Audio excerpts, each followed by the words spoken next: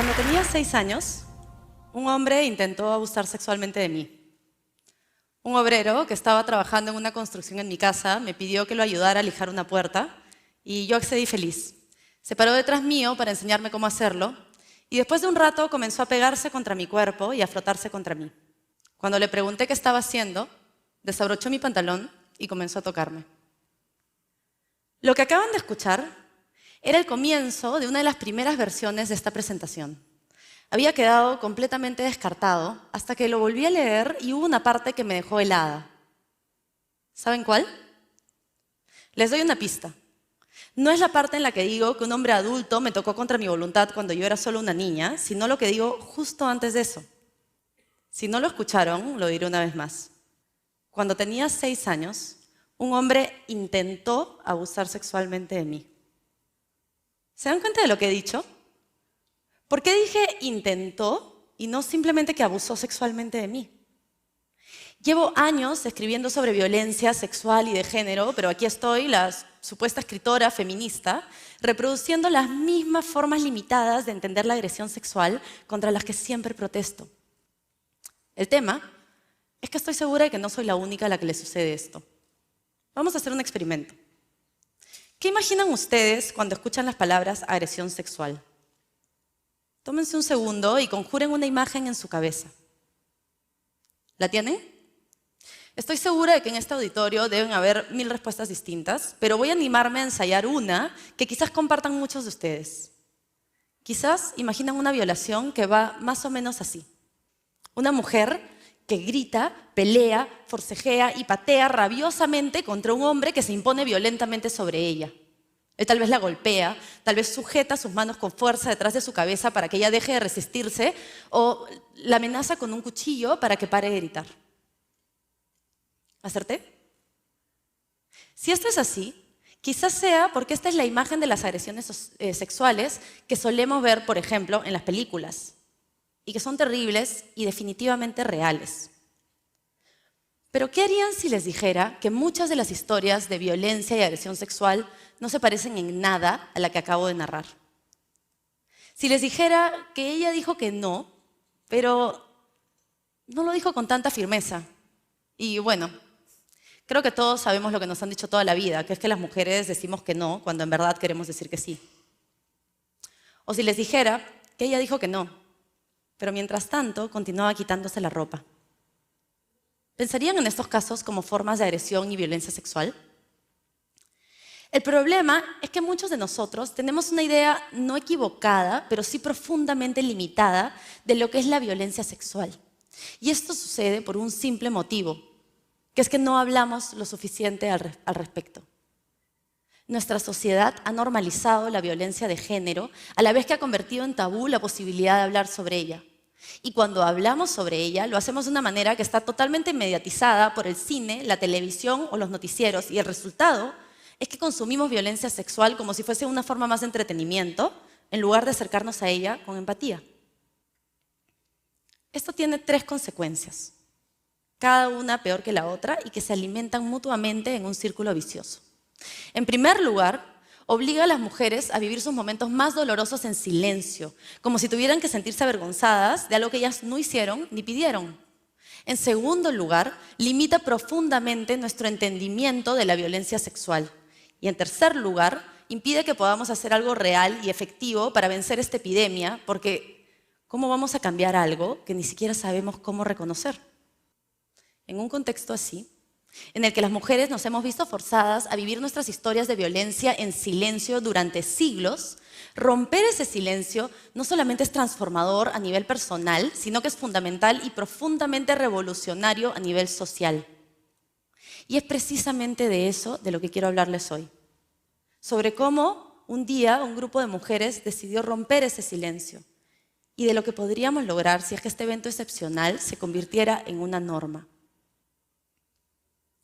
Quizá muchos de ustedes hayan escuchado hablar de Ni Una Menos, la marcha que se llevó a cabo el 13 de agosto de este año. Si no participaron, probablemente vieron las imágenes en los periódicos o en los noticieros. Cientos de miles de personas, principalmente mujeres, Tomamos las calles de la ciudad de la capital y de todas las regiones del país para hacer oír nuestra voz de protesta frente a una sociedad machista y un Estado que, en el mejor de los casos, ha sido indiferente con nosotras y, en el peor, cómplice de nuestros agresores. Según cifras oficiales, fue la marcha más grande de nuestra historia y si no estuvieron allí, pues van a tener que confiar en mi palabra.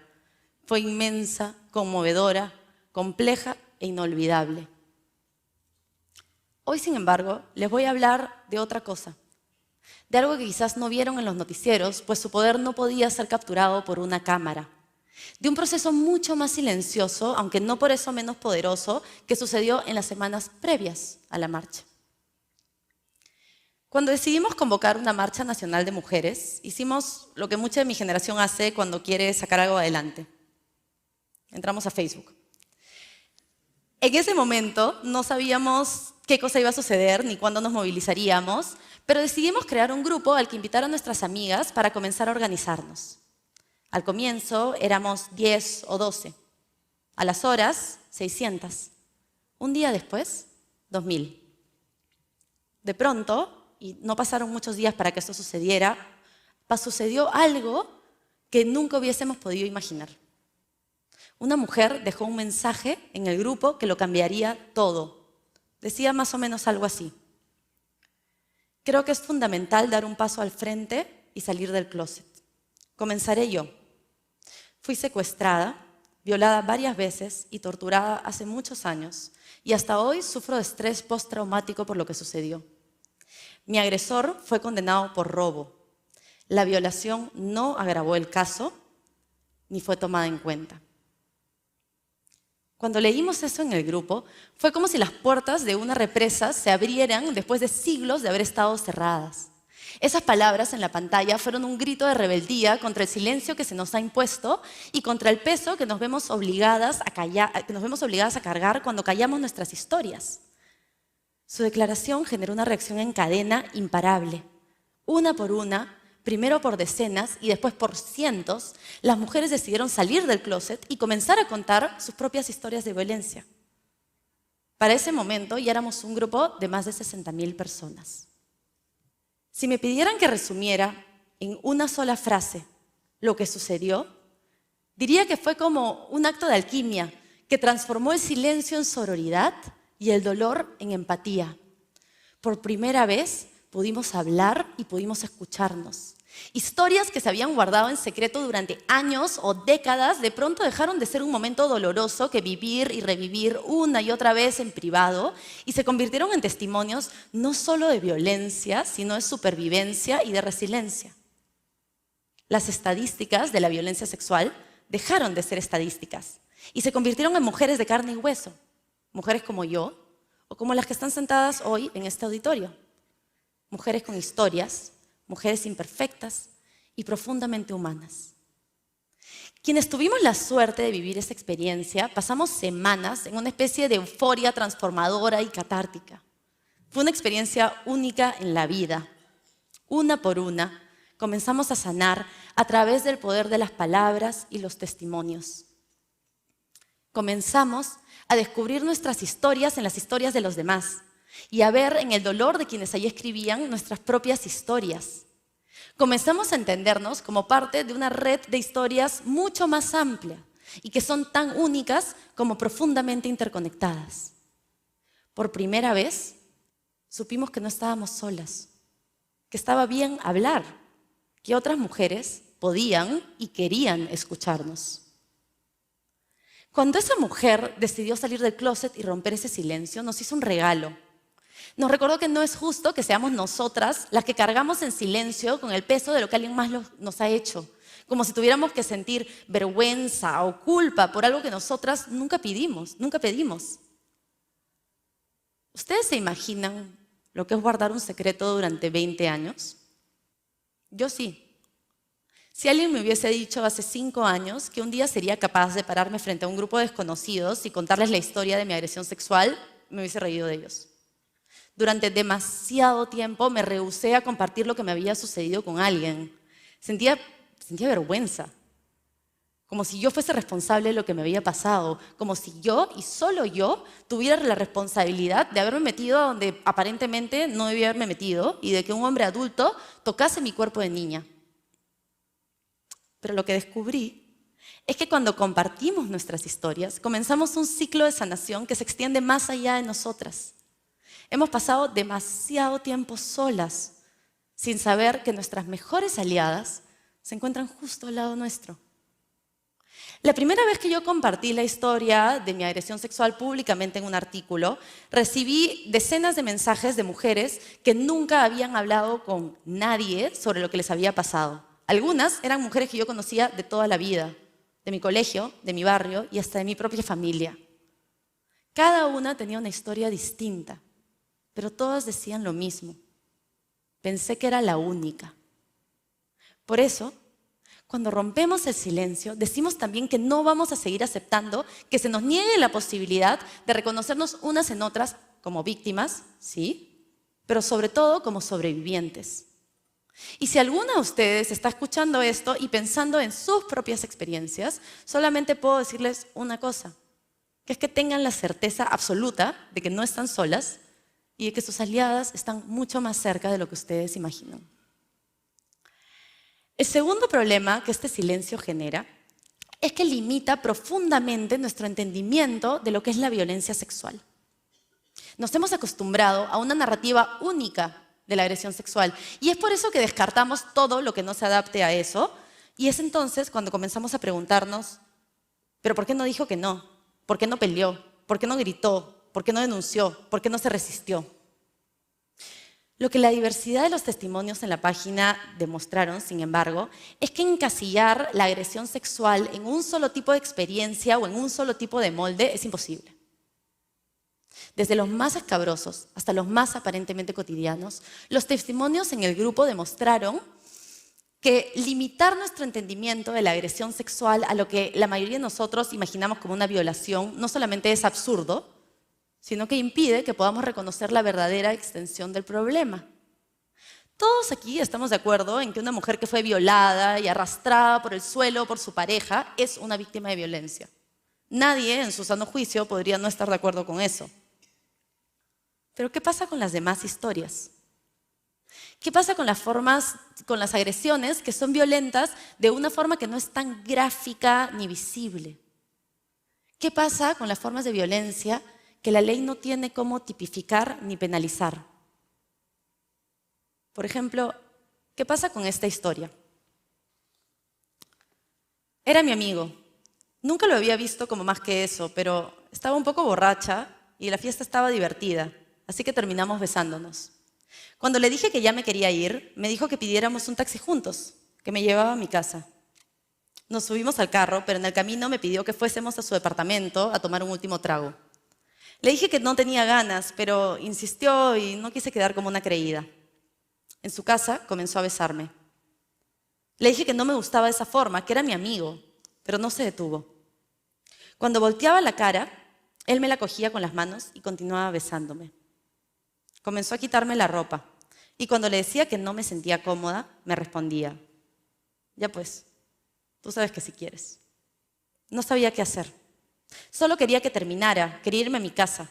Me daba vergüenza reaccionar con más firmeza. Él no estaba haciendo nada malo, ¿no? Yo lo besé en la fiesta y ahí estaba, en su departamento. Dejar de resistirme era la forma de que terminara más rápido. Después, me enteré de que le había dicho a sus amigos que era frígida y mala en la cama. Tal vez esta historia les resulte familiar. Quizá hayan pasado por algo parecido en más de una oportunidad. Ese momento en que, sí, es cierto, tal vez no dijiste que no con la firmeza que te hubiese gustado, pero al mismo tiempo sabes que algo no estuvo bien y sabes también que la otra persona debió haberlo sabido sin la necesidad de que protestaras más fuerte. Pero ¿por qué no lo supo? ¿Y por qué no protestaste más fuerte? La verdad es que las mujeres no reaccionamos como se espera que reaccionemos por 1001 motivos. Porque era alguien en quien confiábamos y nos repetíamos una y otra vez que no sería capaz de hacernos algo que nosotras no quisiéramos.